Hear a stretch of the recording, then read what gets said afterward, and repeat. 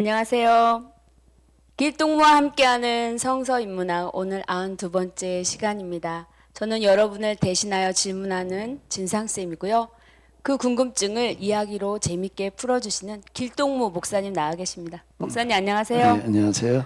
네, 목사님 지난 시간에는 요한복음이 신약성경의 신명기라고 말씀하셨죠. 네, 네, 물을 포도주로 변화시키는 첫 사건에 이어서 성전 정화시키는 그 이야기가 바로 그 성전 중심 그리고 예배 중심으로 흘러가는 그 신앙을 바로잡기 위한 경고의 메시지였다. 네, 네. 네, 라고 말씀하셔서 충격받았거든요.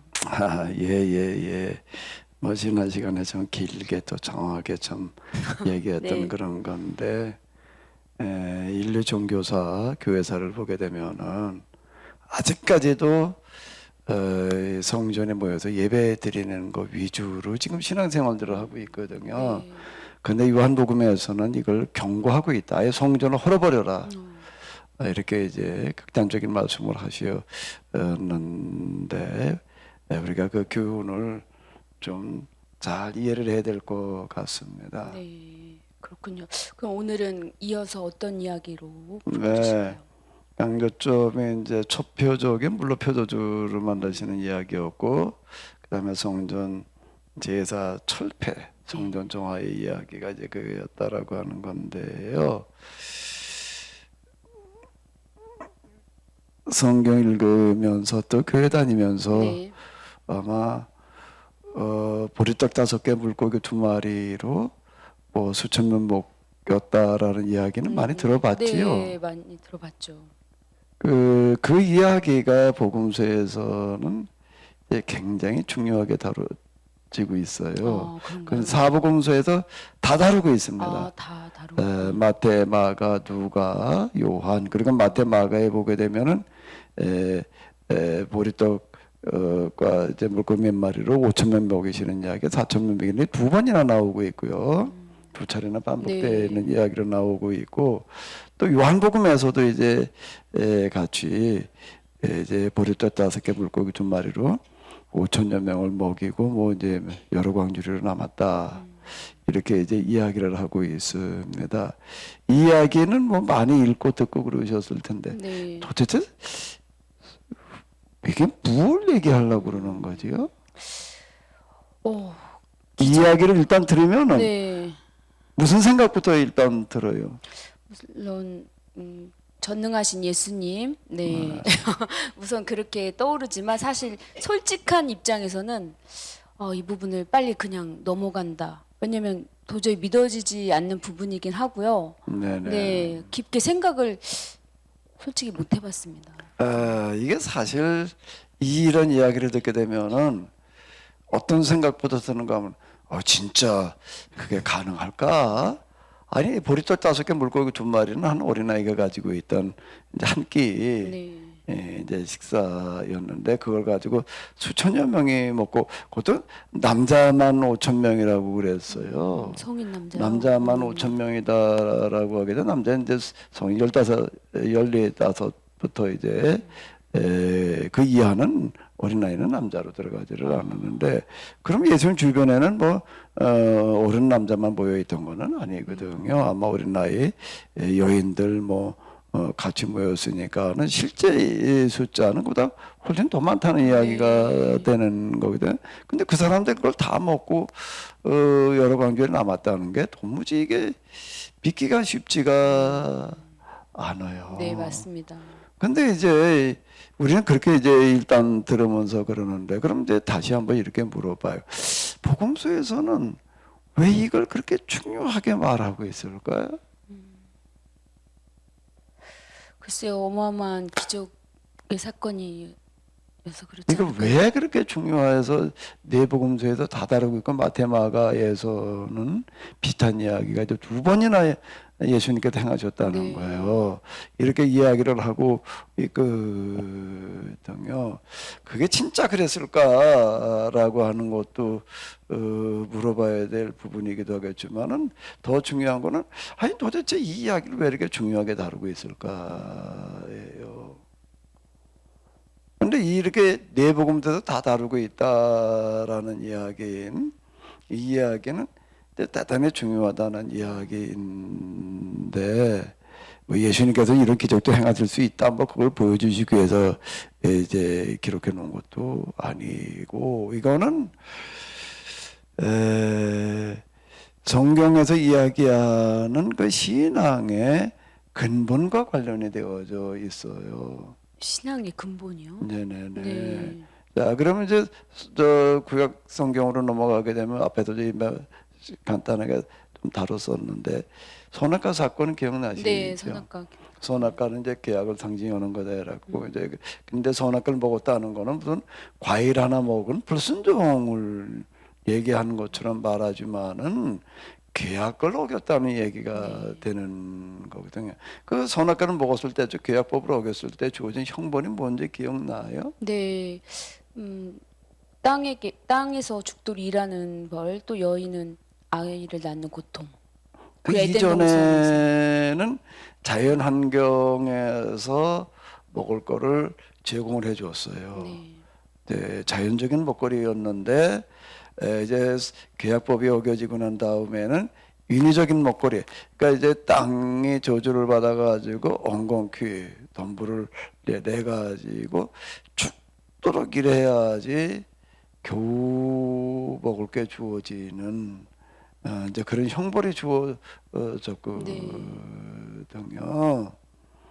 그러면 이제 그 이후 인간은 인간의 인류 역사줄을 이렇게 보게 되면은 이제 이 농경이 등장하면서부터 비로소 이제 정착 생활을 하게 되는데 먹을 다 떠돌아다니는 어떤 그런 시대가 있었잖아요. 그러다가 이제 정착 시대로 넘어와서 지금도 사람이 살아가는데 지금 뭐 경제가 많이 발전이 되고 뭐 어떻게 됐다라고 하더라도 제일 힘들게 하는 게 뭘까요? 사람이 살아가는 네, 먹고 사는 문제, 경제인 거예요. 맞습니다. 아직도 지구상에서 태반이 거의 기하선상에 놓여 있을 만큼 어려움을 겪고 있어요. 전체 인구 숫자로 봤을 때에. 그렇게 많은 줄 몰랐네요. 그러니까 우리나라 같은 경우도 세 끼를 전 국민이 세 끼 먹는 게 80년대 들어서서 가능했다 이 얘기를 해요. 네. 70년대, 60년대 뭐 저 초등학교 다닐 때만 하더라도 우리 때는 한 반에 학생이 많았어요. 50명이 넘었어요. 자, 아주 그것도 오전 오후반 뭐 이렇게 나눠서 하고 뭐 이제 이랬는데 점심을 우리 시골에서 이렇게 보게 되면은 싸우는 애들이 한 10명 됐을까? 반도 한 못사 50여 명 중에. 네. 그러니까 무슨 얘기예요?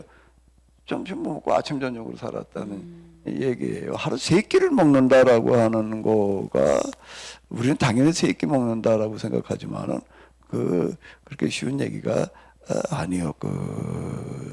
그러니까 성경에도 도대체 뭘 말하고 있느냐라고 할 때 가장 중요하게 다루는 게 먹고 사는 문제를 다루는. 네.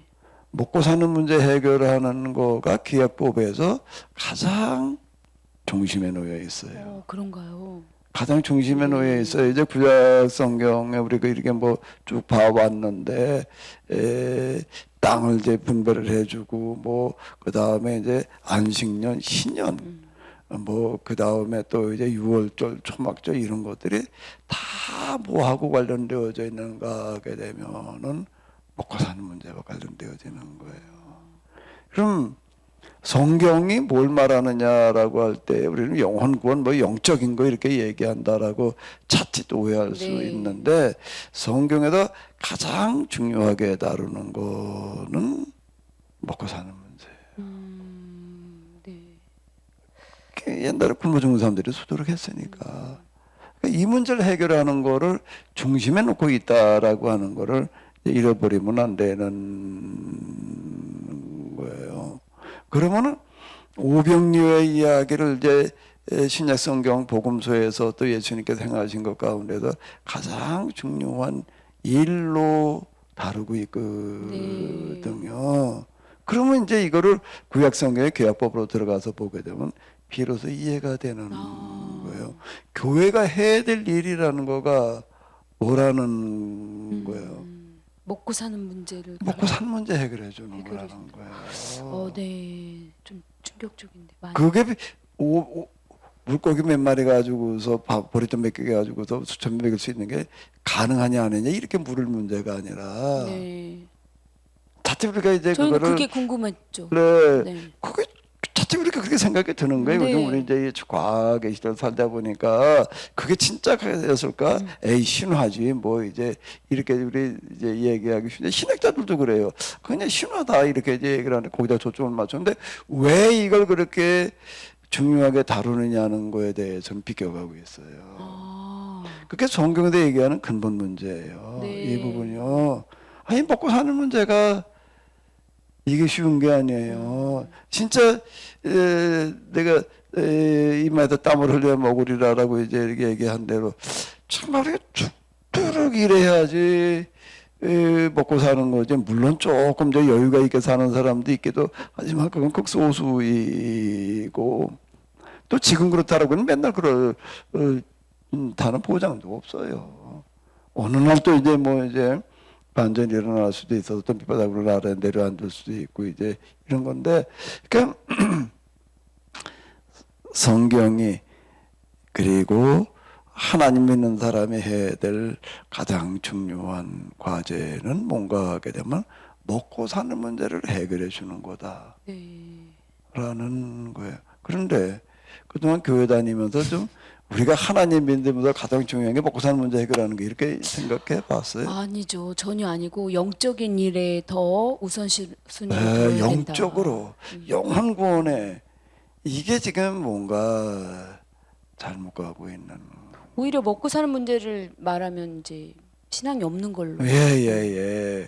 그런 거 다 초월해라는 식으로다가 이제 이렇게 얘기하기 쉬운데 공관복음과 요한복음에서 같이 요한복음에는 공관복음에 있는 내용들하고 겹쳐지는 이야기들이 별로 없어요. 그 순환의 이야기 빼놓고 나서는. 근데 그 중에 하나가 이제 둘이 성전 정화하는 이야기하고 오병이어의 이야기예요. 이 둘을 이게 요한복음에서는 대단히 중요하게 본다라고 하는 거예요. 교회가 앞으로 해야 될 일은 뭘 하는 거라고요? 온 세상에 나가서 먹고 사는 문제를 해결해 줘야 된다. 네. 그런데 그게 쉬울까요? 어려울까요? 어렵죠.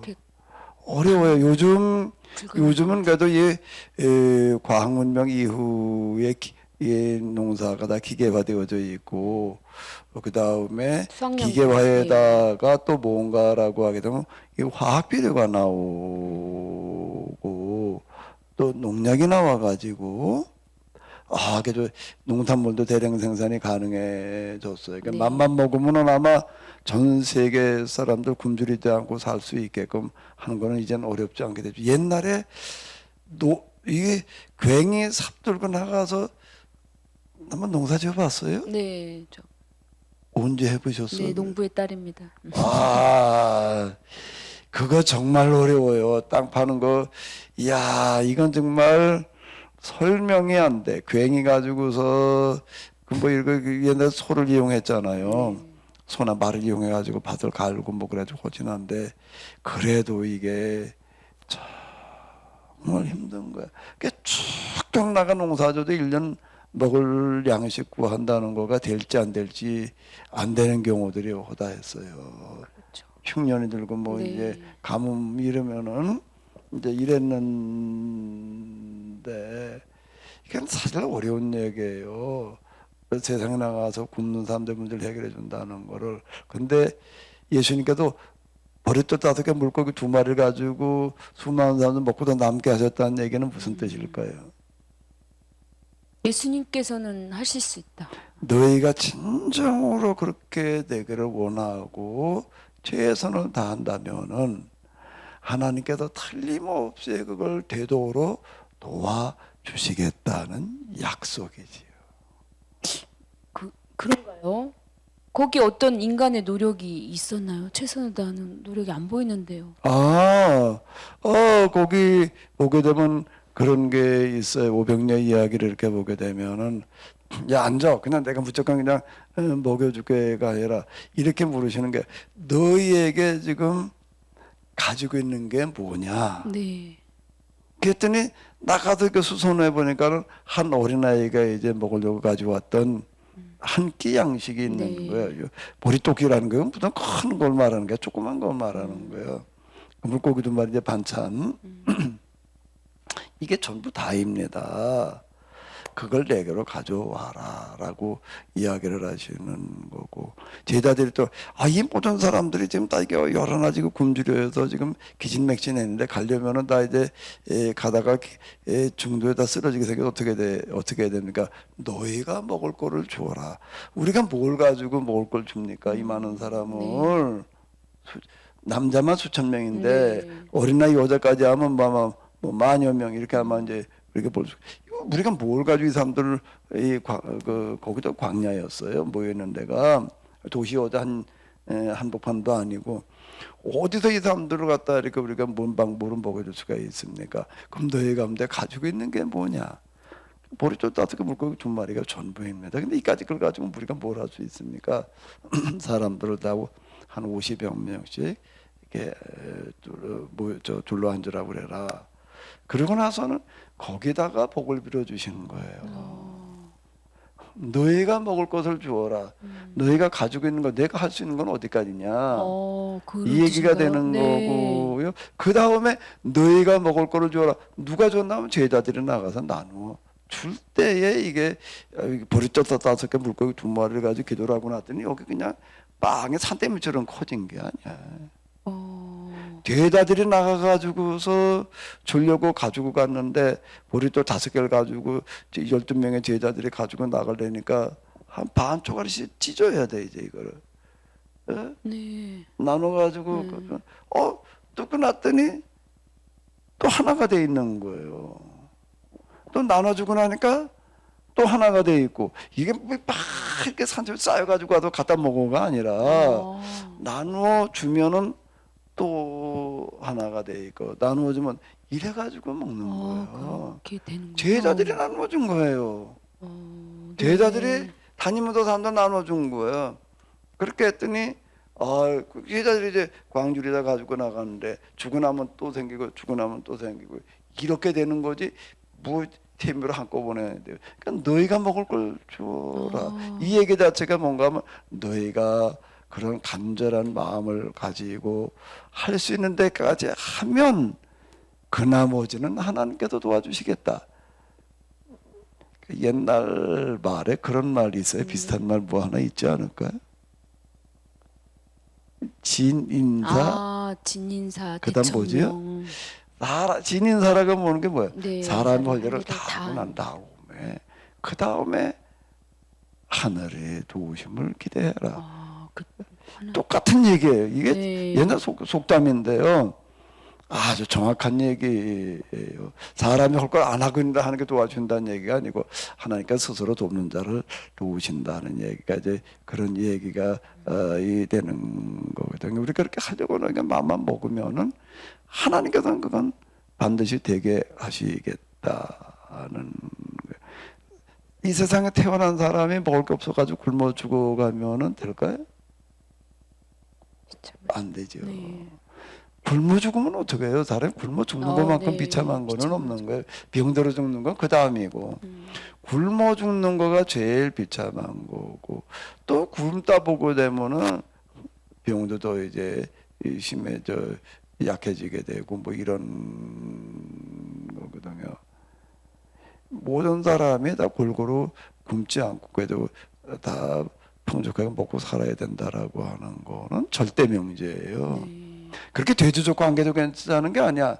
반드시 그렇게 되지 않으면 안 되는 거예요. 하나님의 말씀과 뜻은 딴 데 있지 않아요. 절대 명제에 있는 거예요. 그럼 반드시 돼야 되는 거거든요. 그러니까 그거를 너희가 하려고만 하면은 무슨 방법으로든지 하나님께서 되게 해주시겠다라는 약속이에요. 그러니까 요한복음으로 넘어가게 되면 6장에서 오병이어의 이야기가 나오고 있거든요. 교회가 해야 될 일은 뭔가라고 하게 되면 이와 같이 모든 사람의 먹는 문제를 해결해 줘야지 된다. 이걸 얘기하고 있는. 오히려 지금 교회는 먹는 문제를 전혀 얘기를 안 하고 있는데요. 그러니까 이제 자꾸 헬라화되어져 있다는 얘기가 헬라에서는 영육이원론 그래가지고 육은 별게 아니고 악한 거고 영이 중요한 거야. 그러니까 영 위주로 살아야 돼. 이제 이게 들어와가지고 이렇게 된 거예요. 네. 교회가 가는 곳에는 무슨 문제가 해결이 돼야 되나 하면 일단 사람들은 먹고 사는 문제가 해결돼야 되는 거예요. 네. 그 다음에 두 번째 전쟁이 사라져야 되는 전쟁, 질병이 사라져야지 되는 거예요. 이게 사람을 불행하게 만드는 가장 그 중요한 문제들이거든요. 그렇군요. 맞습니다. 근데 이제 요한복음에서 얘기하는 오병이어는 공간복음에서 말하는 거하고는 조금 다른 데가 있어요. 다르다고요? 이렇게 중요한데 뭐가 다를까요? 이제 요한복음에서는 오병이어의 이 사건이 있고 난 다음에 예수님의 설교가 있거든요. 예수님의 설교가 있는데 무슨 설교가 있나 하게 되면은 나는 하늘로부터 내려온 산 떡이다. 이렇게 말씀을 하세요. 네. 그 누구든지 내 살을 먹으면 내 피를 마시면 살리라. 이렇게 얘기를 하셨어요. 그 사람들이 이해하기 쉽지 어리둥절하는. 네, 어떻게 예수님의 몸과 피를 마십니까? 먹고 마시죠. 그게 도대체 무슨 소리냐? 내 살과 내 피를 먹고 마셔라. 그러면 너희가 살리라. 뭐 이렇게 얘기를 하시는 거예요. 너무 사람들이 놀래가지고 도대체 그 무슨 얘기인지 하나도 못 알아듣겠다. 이제 당연한 거 아닙니까? 당연한 반응인 것 같은데요. 교회 댕기다 보게 되면은 성찬식이라는 거를 네, 좀 성찬식. 해봤죠. 네, 해봤죠. 성찬식이 뭐예요? 성찬식은 예수님의 그 살과 피를 상징하는 그 조그만 빵과 포도주 잔에 이렇게 마시면서 기념하는 거 아닙니까? 예수님의 몸과 피를 상징하느니라는 상징이라는 단어를 썼는데 그 단어는 거기다 쉽게 그렇게 쓰면 안 되는 단어인데. 왜 그렇죠? 그럼 실제 살은 아니잖아요. 가톨릭 구교에서는요 지금도 뭐라고 얘기를 하는가 하게 되면은 그 사제가 떡과 포도주를 놓고 성찬식을 하면서 이제 이렇게 기도를 해요. 네. 기도를 하면은 어떻게 되는가 하면은 이 떡과 포도주가 예수님의 살과 피로 변한다라고 믿어요. 지금도요? 지금도 그거를 뭐라고 얘기를 하는 건 화채소. 화채소요. 화채라니까 변화가 된다는 네. 거예요. 예수님의 몸으로. 화학적인 변화가 일어난다라고 얘기를 하는 거예요. 진짜요? 지금도 그렇게 믿어요. 그 이거를 엄청 신성시하고 중요하게 그렇군요. 다루어요. 뭐 가톨릭 예배 혹시 뭐 가본 적 있어요? 결혼식 때 가봤는데요. 결혼식도 거긴 성례가 돼가지고서 이제 진행을 하는데 결혼식 때도 뭐 해요 거기는요? 예배식으로 하던데. 예배식은 미사를 미사식. 미사를 네. 하는. 미사가 뭔가 하면 성례전이에요. 미사라고 해요. 이 가톨릭은 예배가 미사예요. 성례전이 미사이죠. 네. 예배이고 설교는 설교라고 부르지 않고 강론이라고 해가지고 5분이에요. 그러니까 여기는 미사 중심의 예배. 미사 중심. 지금도 그러고 네. 있고 그걸 이제 그 사제의 그 기도를 굉장히 중요하게 여겨서 기도하는 순간 예수님의 살과 피로 변한다라고 하는 교리를 그대로 아직도 가지고 아, 있어요. 지금도 그렇군요. 그러고 있어요. 전혀 몰랐습니다. 이 교회 역사에, 이 교회 2000년 역사에 가장 크게 영향을 준 교리가 뭘 것 같아요? 뭐 삼일체 교리도 있고 기독론 교리도 있고 네. 속죄 교리도 있고 중요한 게 이제 이런 것들이 있거든요. 종말론 뭐 교리도 있고 뭐 그런데 뭘까요? 제 생각엔 속죄론 같은데요. 속죄론, 네. 성만찬 교리예요. 성만찬 교리가 가장 성만찬 교리가 제일 큰 영향을 줬어요. 이 종교개혁 이후에 이제 이 종교개혁 1500년대 이제 1517년에 이제 일어나고 뭐 그러고 하는데 종교개혁자들은 성만찬 이론 중에도 화채설을 안 믿었어요. 네. 진짜 이게 기도한다고 해가지고도 떡과 포도주가 이 중에 살이 진짜 된다는 거예요. 그건 아니다. 그 화채설은 이제 다 거부했어. 네. 그러니까 이제 가톨릭과 신교, 구교와 신교의 교리의 가장 큰 차이점이 뭐냐라고 한다면은 다른 데 있지 않고 성만찬. 아, 그런가요? 성만찬 교리가 개신교에서는 화채설은 안 믿어요. 근데 이제 이 종교개혁을 끝난 다음에 구교, 신교, 개신교가 그냥 하나였어요, 교파. 근데 이게 계속 나뉘어졌어요. 뭐 때문에 나뉘어졌는가라고 하게 되면은 성만찬 교리 때문에. 성만찬 때문에. 화채설을 안 믿는 거에는 같아졌지만은 제일 진보적인 사람은 아까 선 상징이라고 그러는 거예요. 네. 그건 예수님의 몸과 살을 상징하는 거다. 예수님의 뭔가 떡은 빵은 예수님의 살을, 포도주는 예수님의 피를 상징하는 거다. 그러니까 그렇게 생각하면 안 돼. 이렇게 되는 거예요. 네. 그 주민글리라는 사람이 이제 상징서를 주장했던 사람이 네. 좀 진보적인 거예요. 그럼 너하고는 같이 신앙생활 없어 이렇게 되는 거예요. 그렇게요. 그럼 그 다음에 그러면 뭐냐 이게 화채도 아니고 상징도 아니면 뭐라고 그래야 되냐 그랬더니 그 다음 생각한 게 뭔가 하면은 임재설이에요. 임재요. 임재설이라는 것도 이해를 그 뭔가 이 떡과 포도주에 예수님이 거기에 영적으로 임재하신다. 영적으로 임재설. 근데 글쎄 그냥 그리고 그냥 끝나 임재 그냥 영적으로 임재하고 끝나? 그러면 그냥 떡은 떡이고 포도주는 포도주네. 그건 조금 약하지. 이래가지고 생각한 게 또 뭔가 하면은 뭐가 있을까? 화채설은 아니다. 네. 화채설은 화학적인 변형이 일어난다 그러는 거예요. 네, 그거는 아닌 것 같고 그 화채설과 임재설의 중간을 얘기를 하는 거가 있는데 공재설이라고 또 공재요.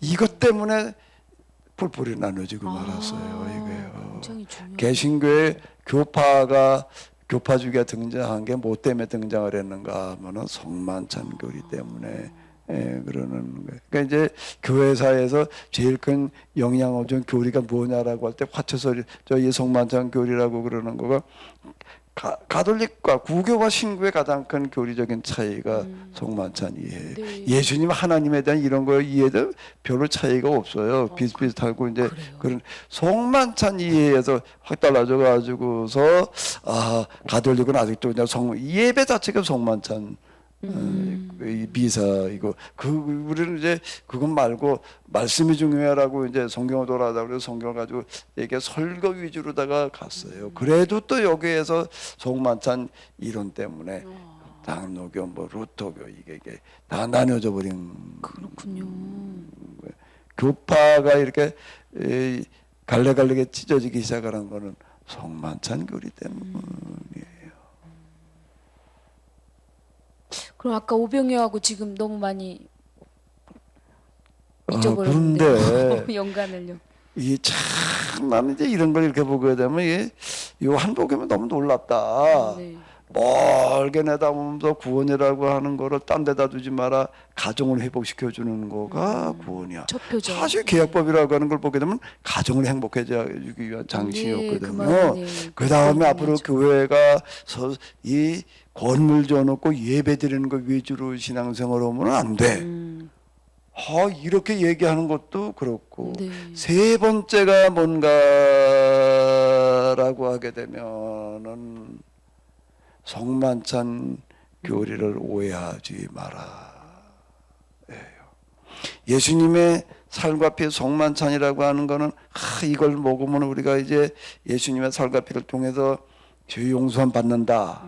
이래가지고 이걸 이제 중요시한 거예요. 네. 이게 성만찬 교리가 왜 이렇게 중요했는가라고 하게 되면은요 구원과 관련이 있다고 보는 거예요. 영적으로다가 이제 이게 예수님의 살과 피를 우리가 먹고 마심으로 말미암아 죄의 용서함 받고 구원받는다. 이게 구원 교리와 직결되는 거예요. 이게요. 성만찬 교리는 일종의 구원론이에요. 그렇군요. 예수님께서 우리 대신에 죽으셨다. 뭐 이제 믿음으로 그건 이제 신앙의 얘기고 실제 예식으로 들어와 가지고서는 이제 성만찬 예식을 행함으로써 내가 진짜 구원받았어. 이건 지금 내가 구원에 조금 지나친 표현을 쓰자면 약이야. 이런 식으로 생각을 하는 거야. 그런데 사도 요한은 요한복음을 쓰면서 앞으로 교회가 어떻게 가야 되나 하게 되면은 성만찬을 하면서 그걸 가지고서 예수님의 살과 피를 먹음으로 구원받는 식으로 라는 식으로 성만찬 교리로 가지 말라는 경고예요.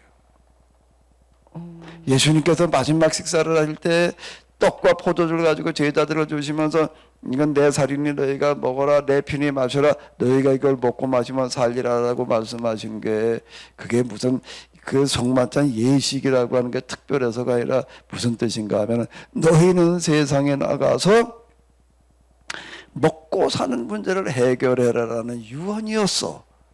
이렇게 해석하고 들어가는 거예요.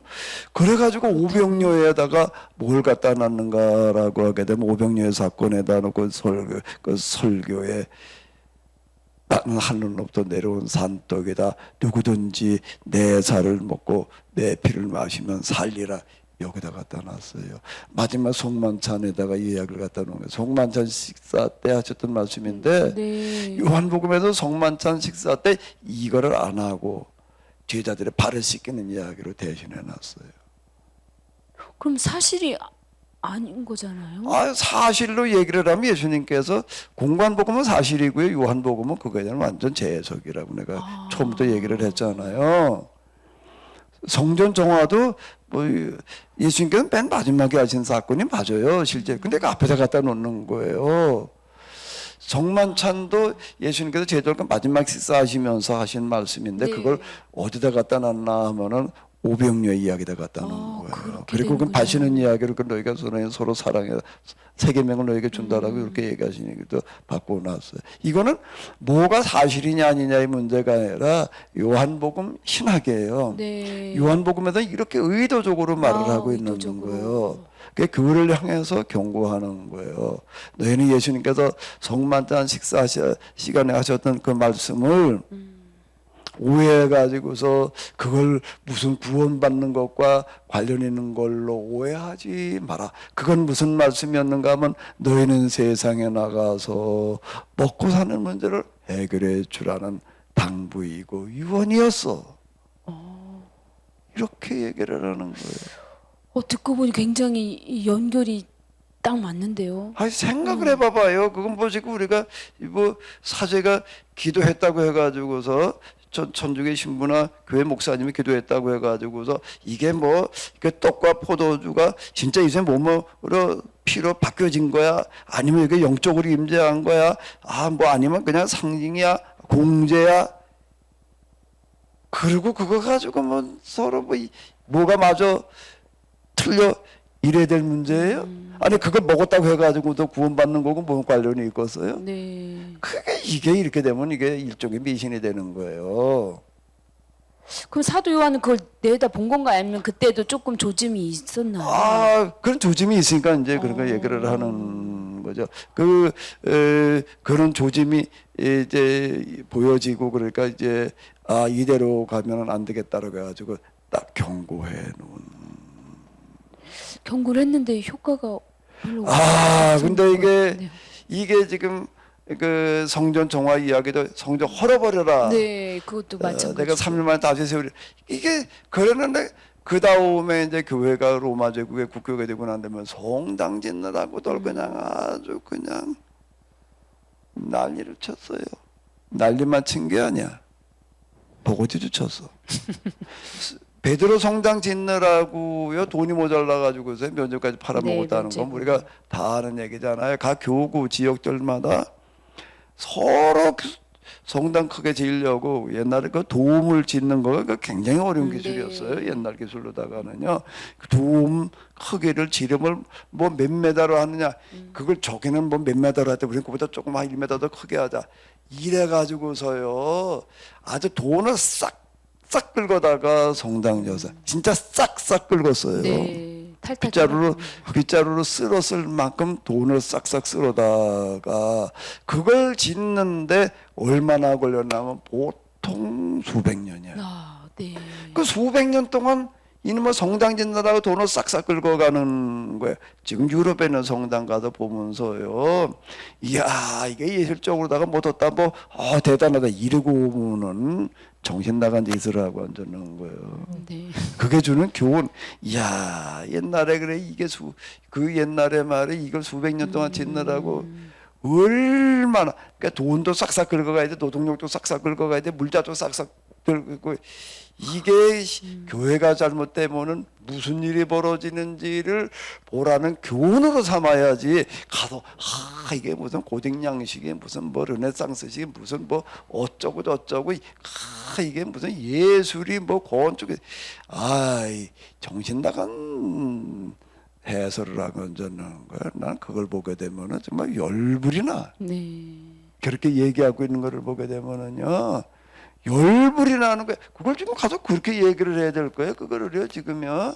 그게 그 시대를 망하게 한 건데 인류의 역사를 잘못 가게 해놓은 건데 그걸 가가지고도 그냥 감탄을 하고도 그냥 이야 대단하다. 다 정신들이 나가서 정신마다 나간 게 정신 머리까지 나갔어요 지금. 정신머리가 잘못된 노릇이지 도대체 지금 말이 안 되는 짓거리들을 하고 있는 건데요. 또 하나에도 조금 더 얘기를 한다면 내 살을 먹어라 내 피를 마셔라라는 거 아니 왜 이렇게 끔찍하게 말씀을 하실까 그래. 그냥 조금 부드러운 말로 야 이거 떡 먹어라 포도주 먹어라 내 살을 먹어라 이건 내 살이다 이건 내 피다. 왜 이렇게 아주 끔찍한 또 그건 아마 예수님께서 십자가에서 살을 찢기시고 피를 흘리시니까 그거에 대한 말씀이시죠. 그렇게 이제 갖다 뜯어다 붙여요. 뜯어다요? 그래가지고서 그게 지금 우리가 이거 하는 거 이걸 받아먹는 거가 구원과 관련이 있다고 이해를 하는 거예요. 그게 이제 십자가 사건과 연결시키는 거예요. 네. 십자가에서 예수님의 살이 찢어지고 피를 흘리셨으니까 이제 그렇게 연결을 지어가지고서 이게 성만찬 교리가 나오는 건데 요한복음에서 그렇게 보지 말고 너희가 해야 될 일을 먹고 사는 문제를 해결하는 걸로 이해를 해라. 이렇게 손을 긋고 들어가는 거예요. 그러니까 마지막 식사 이야기가 없어요. 그 시간에 발 닦아주는 얘기를 대신해 놨어요. 이거는 절대 오류가 아니에요. 의도예요. 그럼 그게 아니라면 무슨 뜻이죠? 자, 밥 먹을 때 식사할 때 뭘 먹어요? 식사 때요? 음식을 먹죠. 밥하고. 음식이라는 게 구체적으로다가 뭐예요? 밥. 반찬 네. 그럼 반찬 이제 우리가 이제 생선을 먹는다고 생각을 해봐봐요. 밥을 먹는다고 생각을 해봐봐요. 밥을 먹는다는 거를 그러니까 야채를 먹는다는 게 무엇을 먹은 거지요? 생명을 먹은 거야. 우리가 먹는 음식 가운데 생명 아닌 게 뭐가 있어요? 식물도 생명이에요. 네. 살았다 죽었다. 그렇죠. 자연. 그게 뭐 야채도 생명이에요. 야채도 생명이에요. 네, 생명이죠. 뭐 생선, 고기는 더 말할 것도 없고 우리가 먹는 것 가운데 생명 아닌 거는 하나도 없어요. 네, 그렇죠. 그리고 먹이사슬이라는 걸 놓고 보게 되면은요, 먹이사슬을 보게 되면 다 이제 뭔가 하면은 남의 생명을 먹는 거예요. 그 인간이 이제 최상의 포식자야. 최상의 포식자예요. 다 먹죠. 그러면 내가 지금 밥을 먹었다는 거는 곡식을 먹었던 야채를 먹었던 생선 아니면은 육류 뭐 주로 이런 거잖아. 네. 그 어느 것 하나도 생명 아닌 게 없어요. 그러면은 이 지금 곡물과 식물, 생선, 육류들이 다 어떤가 하면 나를 살리고 자기 생명을 나한테 주는 거예요. 나는 생명을 먹은 거야, 한 끼 한 끼를. 네, 그렇죠. 뭐 마시는 것도 마찬가지예요. 커피를 비롯해서 주스 뭐든지 그 생명 아닌 게 거기에. 그렇죠. 뭐가. 그럼 나는 밥을 먹었다는 거는 생명값을 해야 된다는 얘기야. 생명. 나를 위해서 자기 생명을 내준 거예요. 그렇게까지요? 그렇게 생각을 해봐봐요. 왜 떡을 떼주면서 내 살이다, 포도주를 놔주고 내 피라고 말씀하시겠어요. 그게 아니 그냥 아무 생각 없이 그렇게 말씀을 내가 이제 십자가에서 죽을 것 상징한다 이렇게 보면은 곤란한 얘기가 되는 거예요. 거기까지만 보는 거거든요. 그러니까 나는 하늘부터 내려온 산떡이다. 누구는 나를 먹으면 살리라. 이게 그런 얘기가 되는. 그만큼 우리는 지금 뭔가라고 하게 되면은 남의 생명을 먹고 내가 하루를 사는 거예요. 그럼 내가 생명을 먹었으면 그 다음에 내가 할 일은 뭐예요? 생명을 먹은 거예요, 남의. 나는 그냥 시장에 가가지고서 뭐 얼마 주고 사다가 먹었다라는 화폐 가치로만 생각하면 안 돼. 화폐 가치 이전에 뭐가 들어있는 거예요? 생명 가치. 네. 생명을 먹은 거예요. 그럼 그 생명을 먹은 나는 뭘 해야 되나? 생명값을 해야 되는 거예요. 생명값이요. 생명값 하는 게 뭘까요? 남의 생명을 살리는 일을 해야지 되는 거예요. 살리는. 그게 뭘까?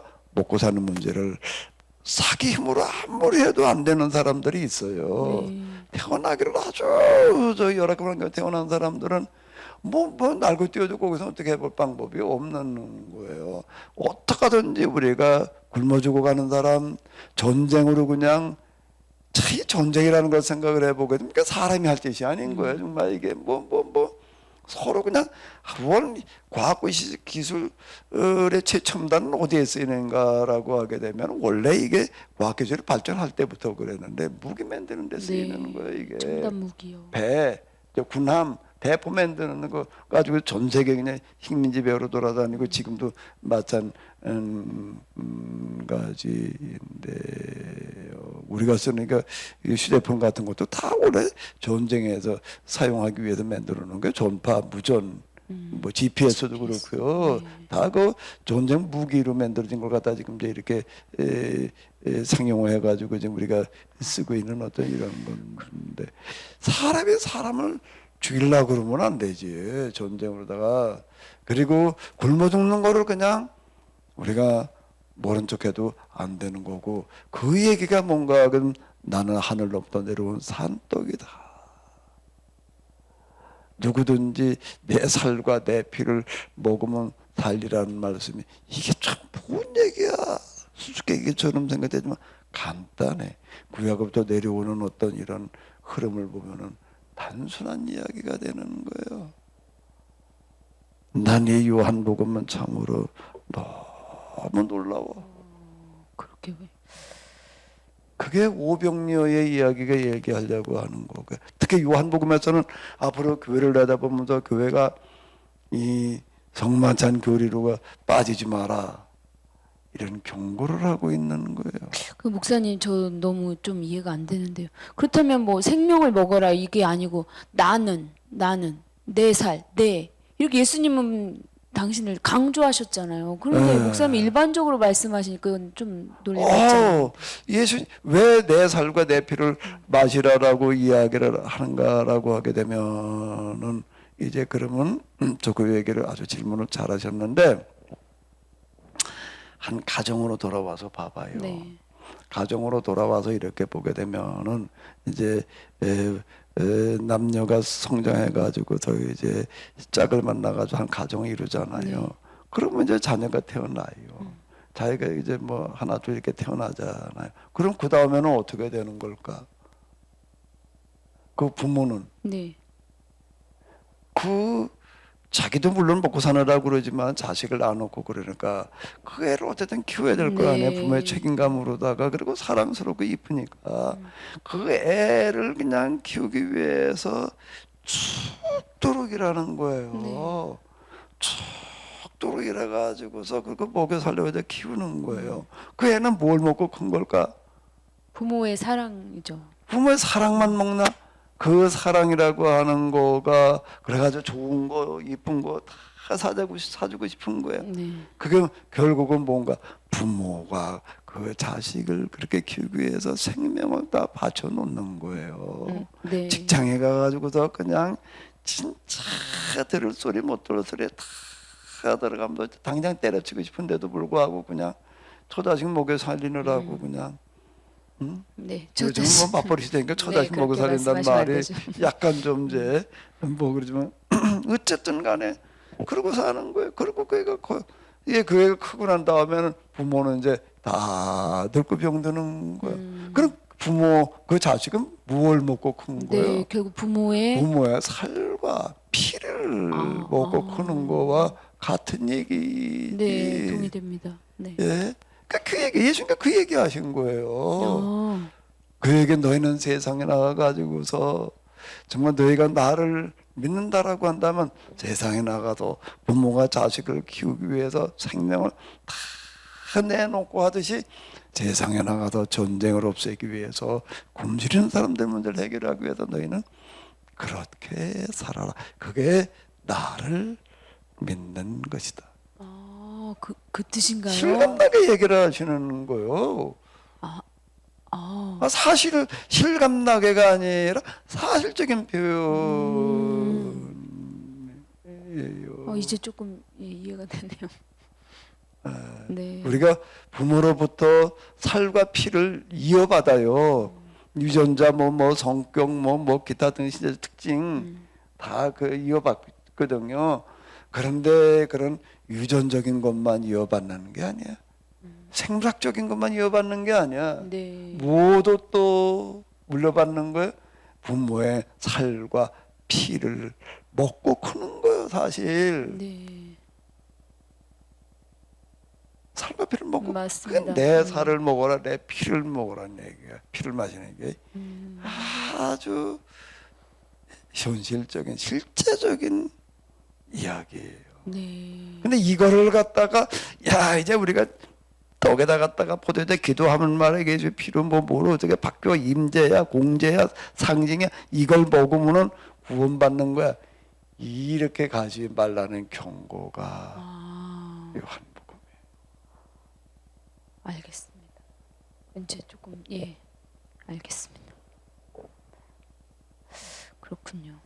네, 그럼 목사님 오늘 부모의 사랑과 살과 또 사랑 이게 비유하니까 좀 명확히 이해가 되는 것 같습니다. 그러니까 요한복음은 참으로 놀라운 거예요. 이게 이제 어떻게 이게 가능했냐라고 이렇게 물을 수가 있는데요. 성령이 임하게 되면은 성경의 핵심을 이렇게 보고 네. 그 다음에 남들을 내다보면서 말을 하게 돼요. 네. 근데 그 이후 교회는 안타깝게도 이게 지금 어떻게 되는가라고 하게 되면 성찬식을 경고를 하는데 거꾸로 갔어요. 네, 거꾸로 가는 것 같은데요. 완전 거꾸로 갔어요 지금요. 거꾸로 가지 않은 게 하나도 없어 지금 하나하나를 보게 되면 네. 자 이런 말도 안 되는 그런 모순이 빚어지고 있지요. 네. 앞으로 펼쳐질 요한복음의 이야기가 점점 기대가 됩니다. 목사님. 왜 이렇게 거꾸로 갔느냐라고 할 때 구약 성경의 신명기와 그 다음에 신약 성경에 뭐야? 요한복음을 알기는 아는데 제대로 알지를 못했다. 네. 이렇게 얘기를 할 수가 있겠죠. 알겠습니다. 그게 원인이다. 네, 그럼 오늘 이야기 여기까지. 예. 다른 얘기도 많이 있지만은 네. 여기까지 하는 게 좋을 것 네, 같습니다. 알겠습니다, 목사. 오늘 이야기 여기까지 감사합니다. 네네네.